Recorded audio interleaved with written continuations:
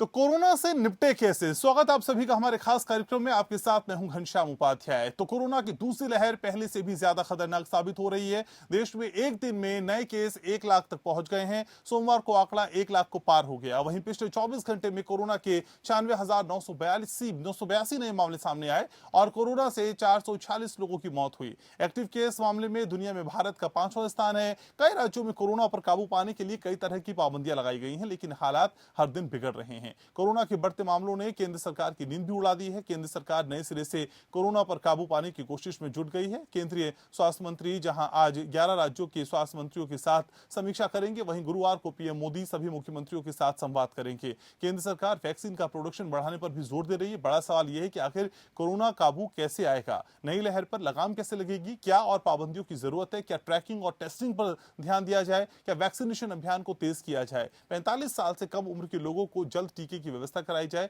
सवाल कई हैं और आज हम यही जानने की कोशिश करेंगे कि आखिर कोरोना से कैसे निपटें। इस रिपोर्ट को आपको दिखाते हैं।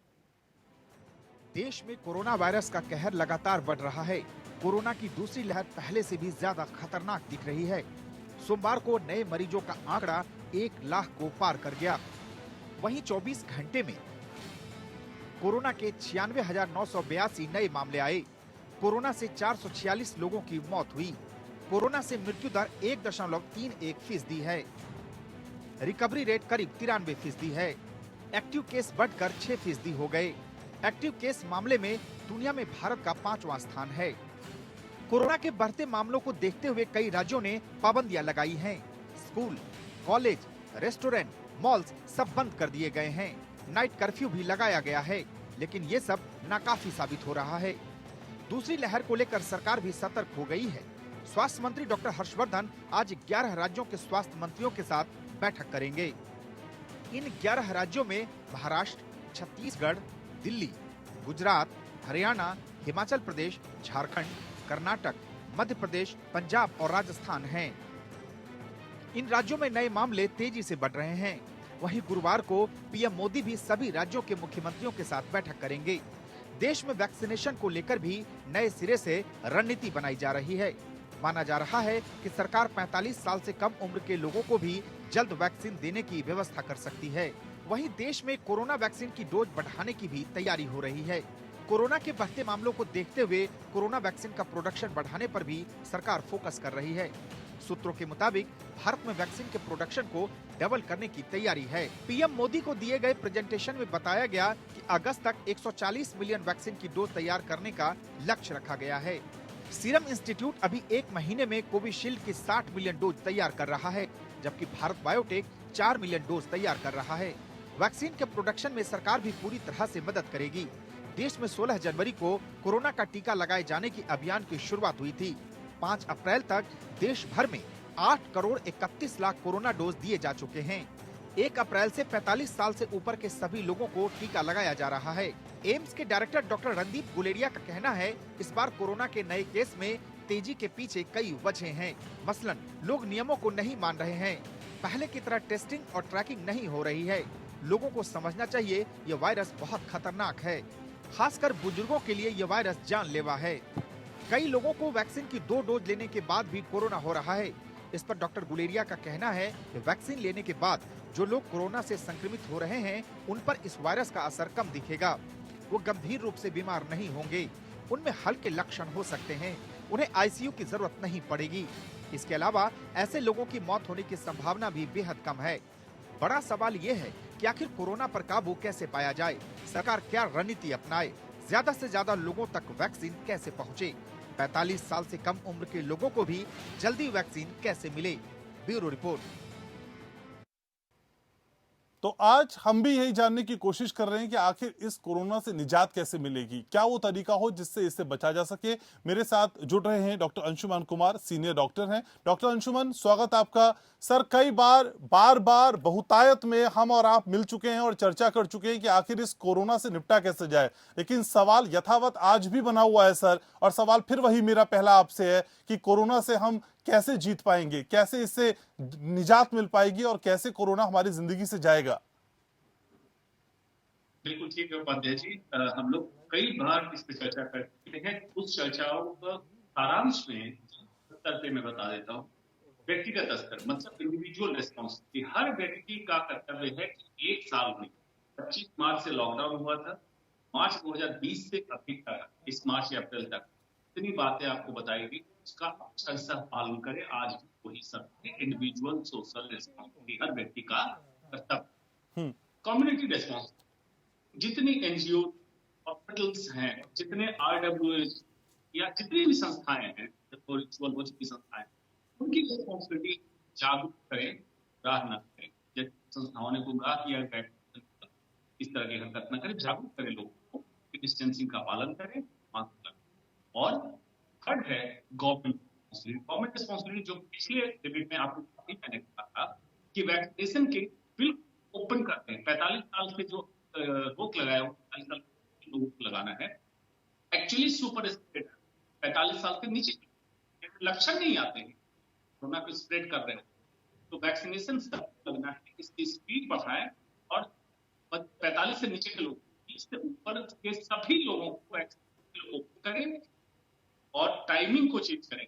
तो ऑफिस में काम कर रहे हैं, ऑफिस के बाद आए, प्राइवेट हॉस्पिटल, गवर्नमेंट हॉस्पिटल, जहां भी जाए वैक्सीन लग सके, इसको करें।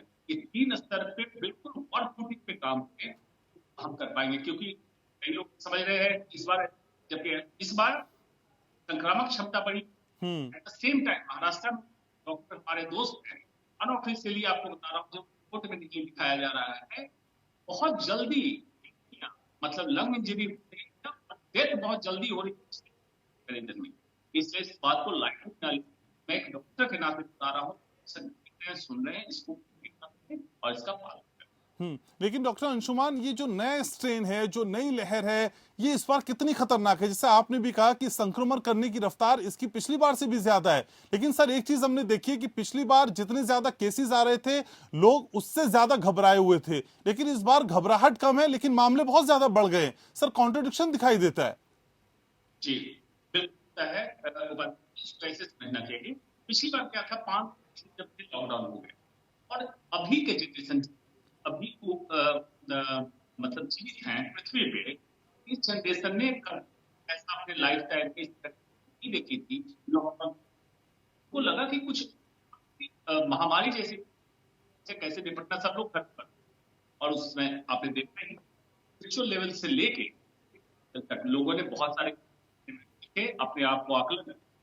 अब क्या हुआ है, तो हम कहते हैं कोविड फटीग, प्रोटोकॉल फटीग, मतलब 1 साल से लोग थक चुके हैं कि वही मास्क लगाना, वही डिस्टेंसिंग करना, कब तक बांटना, और लोगों ने इसको ये लेकर चल शुरू कर दिया, जो सोशल मीडिया पे जो होगा देखा जाएगा। ऐसा जान बहुत कीमती, देखा नहीं जाएगा।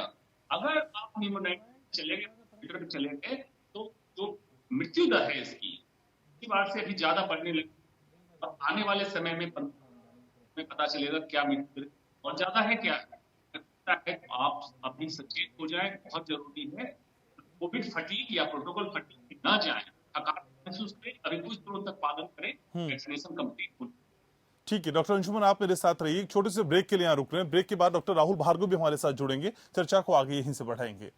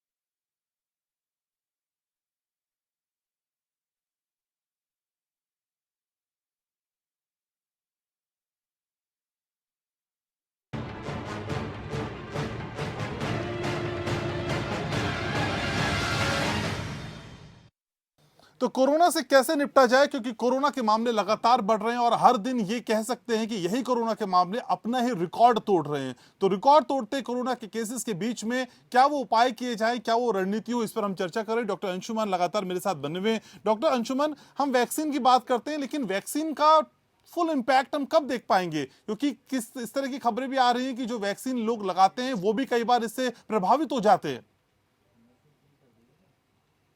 जी बिल्कुल बिल्कुल ठीक बात है। पहला सवाल है आपका, फुल इम्पैक्ट कब देख पाएंगे? कम से कम 2 महीने लगते हैं, 10 दिन, सेकेंड डोज के 10 दिन बाद जाके आपका ये होता है कि वैक्सीन से प्रतिरोधक क्षमता बनती है। 2 महीने बाद एंटीबॉडी लेवल एडिक्वेट अमाउंट में आ जाता है और उससे प्रतिरोधक क्षमता बनती है। अब है कि जिनको वैक्सीन लगने के बाद कोरोना हो जाता है, उनका क्या है? जिनको वैक्सीन लगने के बाद भी कोरोना हो जाता है, वैक्सीनेशन का क्लेम किया जा रहा है 72% से 80% का प्रोटेक्शन है, तो 100% प्रोटेक्शन नहीं है। इस कंडीशन में ये होगा कि जब वैक्सीन लगने के बाद जिनको कोरोना होगा, तो कम से कम ये होगा कि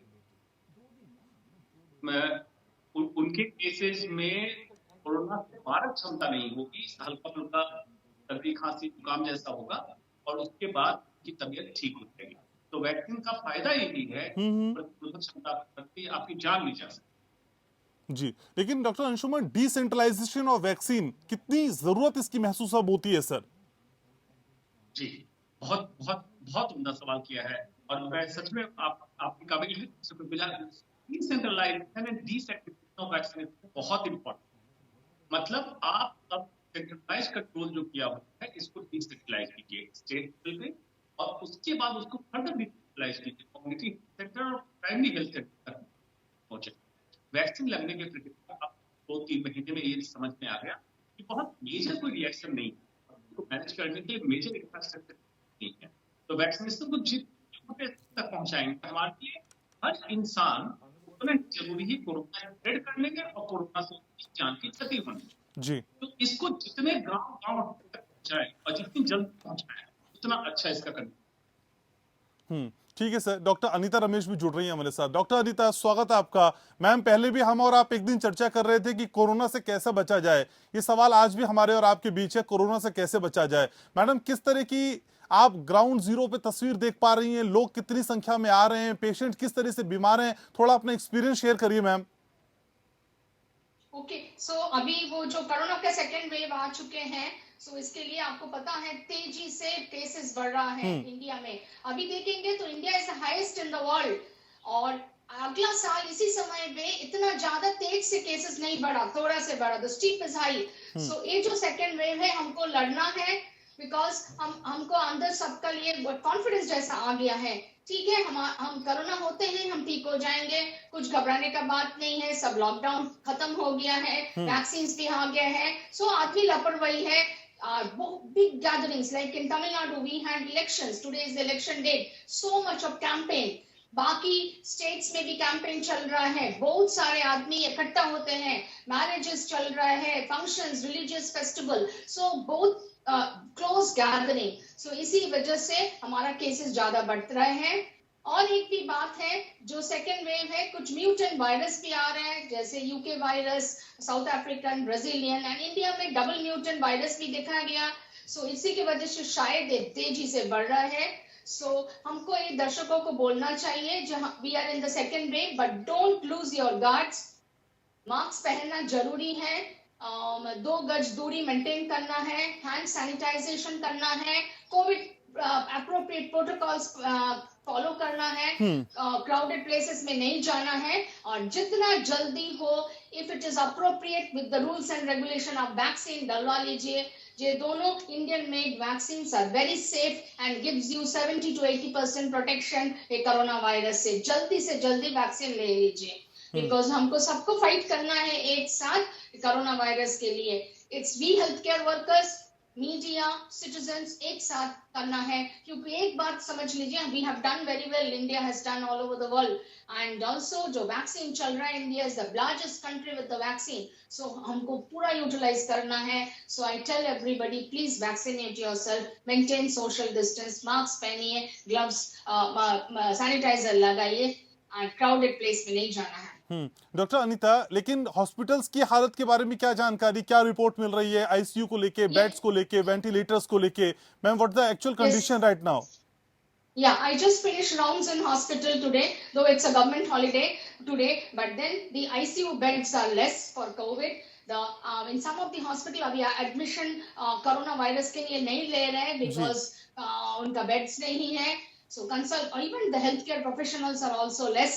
तो अभी क्या हुआ, लास्ट टाइम इसी समय जब लॉकडाउन था, जो इलेक्टिव केसेस वो सब बंद हो चुका है, जैसे हार्निया, हाइड्रोसिल, यूट्राइन फाइब्रॉइड, जो हम थोड़ा दिन 1-2 महीना बाद में भी कर सकते, बट अभी इलेक्टिव केसेस शुरू हो गया है. सो हॉस्पिटल बेड्स भी ऐसे कम है, प्लस अभी केसेस राइज है.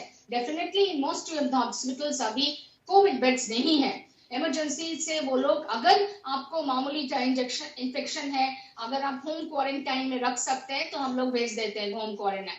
बहुत ही जिसका तबीयत खराब है और जिसका कोमॉर्बिडिटी है, जैसे like hypertension, diabetes, heart problem, हमारा जो कैंसर पेशेंट्स है, सो उन लोगों का खाली हम भर्ती कर लें, बाकी आदमियों को under supervision of a doctor home quarantine भेज रहे हैं, बिकॉज उतना बेड्स नहीं है हॉस्पिटल में. Even ventilators, oxygen supplies are also scarce. अगर इसी रेट में वायरस बढ़ते रहेगा तो the time coming will be very difficult for us. ठीक है. डॉक्टर अंशुमन कुमार भी हमारे साथ है. डॉक्टर अंशुमन, स्कूल कॉलेजेस बंद हो गए, मॉल्स बंद हैं, रेस्टोरेंट बंद हैं, दूसरे राज्यों में नाइट कर्फ्यू की भी बात हो रही है. दिल्ली में भी आज ऐलान हो गया कि रात को 10 बजे से सुबह 5 बजे तक नाइट कर्फ्यू रहेगा. सर, लेकिन इतने सारे एहतियात होने के बावजूद भी कंट्रोल क्यों नहीं आ रहा है केसेस में? क्या दूसरे लहर की स्ट्रेटेजी के लिए भी दूसरे तरह की हमें स्ट्रेटेजी बनानी होगी? क्योंकि पहली स्ट्रेटेजी अब फिलहाल काम करती दिखाई नहीं दे रही है. दूसरी वेव के लिए हमें दूसरे ढंग से काम करना होगा क्या सर? जी बिल्कुल, उपाध्याय है जी. जैसे नोवल कोरोना वायरस जब था तब तो बात समझ में आती थी कि नहीं मालूम था बहुत ज्यादा इस बारे में, लेकिन कोविड एप्रोप्रिएट बिहेवियर जो रिसर्च के बाद पता चला था, आज है पहली बात. दूसरी बात, जब सेकेंड वेव आया, आप 1918 में स्पेनिश फ्लू आया था, उसके कई वेव्स आए, तब भी लोगों ने लाइटली लिया था. अब शायद ये खत्म हो गया. जनवरी 2021 में कोरोना वायरस के बारे में लाइटली किया गया, ये खत्म हो गया. अब सब नॉर्मल होने लगा. इनको लाइटली सेकेंड वेव आने लगा. और ये भी देखिएगा, हिस्ट्री में लिखा जाएगा कि क्या क्या गलतियां हुई थी. आज भी हमारे स्ट्रेटजी मेकर, पॉलिसी मेकर पीछे चल रहे हैं. स्पीड ऑफ कोरोना और कोरोना आगे है और ये पॉलिसी पीछे चल रही है. इसमें जैसे डॉक्टर अनीता ने आपको हॉस्पिटल बेड के बारे में, आज भी प्राइवेट हॉस्पिटल डिपेंडेंट है. क्यों रिजर्व बेड बात हो रही प्राइवेट हॉस्पिटल की? मार्च 2020 बात की थी कि आपकी तैयारी प्राइवेट हॉस्पिटल का किया. गवर्नमेंट में एक की तैयारी हो जानी चाहिए थी. ऑक्सीजन, वेंटिलेटर और गवर्नमेंट ने पूरी तरह से. तो हमारी स्ट्रेटजी पीछे चल. नाइट कर्फ्यू को जहां तक, तो नाइट कर्फ्यू क्या, नाइट कोरोना वायरस निकलेगा और सोने चला जाता है. क्रिटिकली तो मुझे बड़ा फनी लगता है. अगर आपको गैदरिंग करनी है तो दिन में भी करनी है, रात में. नाइट कर्फ्यू का कोई एक्स्ट्रा रूल नहीं है. वायरस है, नाइट में निकलिए, दिन में निकल के आपके पास आएगा. अगर आपको गैदरिंग अवॉइड करना है, करिए. Lockdown is not the solution. कोई सॉल्यूशन नहीं है. ये ना करें तो बेहतर. इससे यह है कि पब्लिक और गवर्नमेंट उसका पालन करे, ये बेहतर है rather than. ठीक है डॉक्टर अंशुमन, शुक्रिया आपका. डॉक्टर अनीता, बहुत शॉर्ट टाइम में आपने हमारे लिए समय निकाला, बहुत शुक्रिया आपका भी. तो कोरोना से असल में जीतना है, कोरोना से लापरवाही हमको नहीं बरतनी है, और जितने इंतजाम, जितने एहतियात बताए जाते हैं उनको हम सबको फॉलो करना होगा. और जरूर ध्यान से, अगर आप वैक्सीन के स्लैब में आते हैं, आप वैक्सीन लगाने के लिए एलिजिबल हैं, तो आप देरी ना करें, आप वैक्सीन लगाएं, क्योंकि वैक्सीन ही एकमात्र जरिया है, एक बड़ा उपाय है जिससे हम कोरोना को मात दे सकते हैं. इस खास पेशकश में इतना ही. अपना ख्याल रखिए. नमस्कार.